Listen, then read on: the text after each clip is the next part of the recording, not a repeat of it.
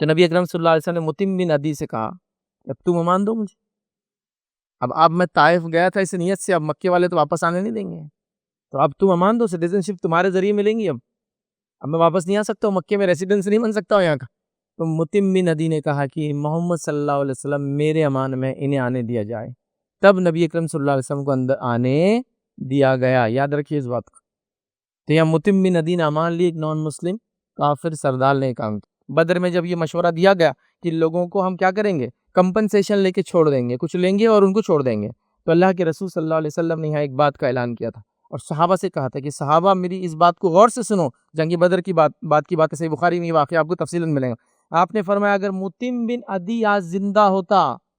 اور ان کے طرف سے وسیلہ بنتا، گارنٹر بنتا، تو یاد رکھنا میں بغیر کچھ لیے کہ پورے کے پورے قیدیوں کو رہا کر دیتا۔ 70 قیدی پکڑے گئے تھے، تو آپ کیا فرما رہے ہیں، اگر متم بن عدی زندہ ہوتا، ویسے ایک آدمی ایک کی امان لے سکتا ہے، وہ کیا کرے، زندہ ہوتا، اور اگر مجھ سے ان کا وسیلہ بنتا، آ کر کہتا کہ محمد ان کو رہا کر دو، تو میں پوروں کو رہا کر دیتا بغیر کچھ کمپنسیشن لیے کی۔ تو اللہ کے رسول صلی اللہ علیہ وسلم ایک مقام بتا رہے کہ متم بن عدی کا کیا مقام تھا آپ کی نظروں میں، چونکہ اس نے اللہ کے رسول صلی اللہ علیہ وسلم کی 2 مرتبہ مدد کی تھی، پہلی مرتبہ پورے بنو ہاشم کی، اور دوسری مرتبہ نبی اکرم صلی اللہ علیہ وسلم کو امان دے کر واپس مکہ میں لایا تھا۔ گویا اللہ کے رسول صلی اللہ علیہ وسلم کی ریسیڈنشپ اس نے دی تھی سیکنڈ ٹائم، ورنہ آپ صلی اللہ علیہ وسلم اس زمانے کے قبائلی رول کے مطابق قبیلے سے نکلنے کے بعد دوبارہ واپس شہر میں نہیں آ سکتے تھے۔ تو سمجھ رہے ہیں اب بات کو، دنیاوی حالات ہوتے ہیں ایسے، نبی اکرم صلی اللہ علیہ وسلم کے ساتھ بھی ہوئے۔ تو اس زمانے کا پیپر متم بن عدی تھا، جس نے کہا کہ محمد میری امان میں ہے، ٹھیک ہے، تو اب متم بن عدی تو نہیں آنے والے ہیں،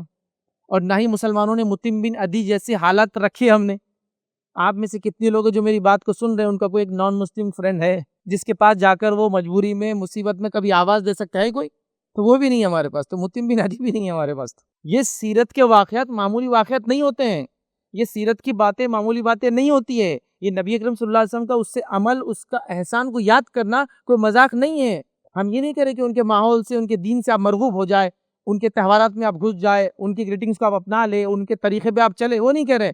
لیکن تعلقات تو ہونا چاہیے نا۔ متم بن عدی جیسے لوگوں سے ہمارے تعلق بھی نہیں، آج نہ سیاست میں جو متم بن عدی بیٹھے ان سے، اور نہ ہی دنیا میں جو متم بن عدی ان سے ہمارے تعلقات ہیں۔ بتائیے کہ مسلمان قوم کا کسی متم بن عدی جو سیاست میں سے کوئی تعلق ہے، جو آج ہمارے لیے کھڑے ہوں گے، ہمارے لیے بات کریں گا؟ بتائیے، نہیں آپ کے پاس۔ تو ہم نے کیا کیا معلوم، اپنے آپ کو دنیا سے ایسا کاٹا، حالانکہ دنیا کے بارے میں یہی کہا جاتا ہے کہ دنیا کھیتی آخرت کی ہے، تو دنیا میں جیوں گے تو آخرت بناؤں گے نا۔